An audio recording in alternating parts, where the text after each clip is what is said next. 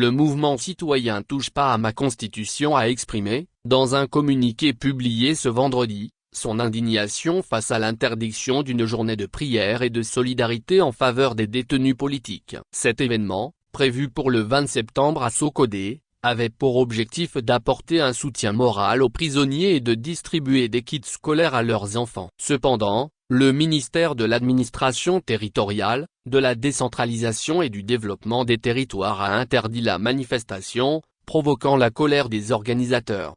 L'interdiction, transmise par une simple lettre reçue le 18 septembre, a été vivement critiquée par le Front, qui la considère comme un abus de pouvoir. Selon les responsables du mouvement, une telle décision aurait dû être motivée par un arrêté ministériel en bonne et due forme, afin de garantir une transparence et un respect des procédures légales. Touche pas à ma Constitution voit dans cette interdiction une atteinte grave aux libertés publiques et une violation flagrante des droits constitutionnels des citoyens.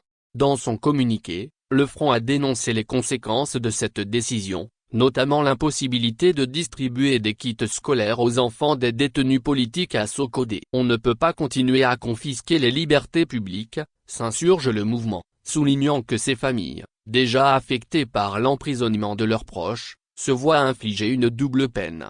En revanche, à Lomé, la distribution des kits a pu se dérouler sans entrave, soulevant des interrogations sur les raisons réelles de l'interdiction à Sokodé. Le Front se dit d'autant plus surpris que cette journée de prière ait été jugée comme une menace pour la tranquillité publique, alors que son objectif était purement humanitaire.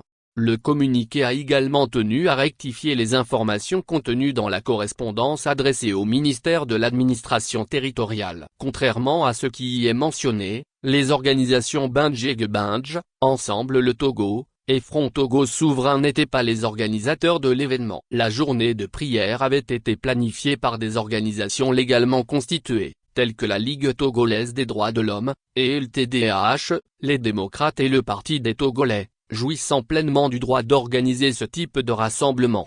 Malgré l'interdiction, le Front Touche pas à ma Constitution réaffirme son engagement à poursuivre la lutte pour les droits des détenus politiques. Il réclame la libération immédiate de ces prisonniers, en se basant notamment sur les décisions favorables rendues par la Cour de justice de la CEDEAO.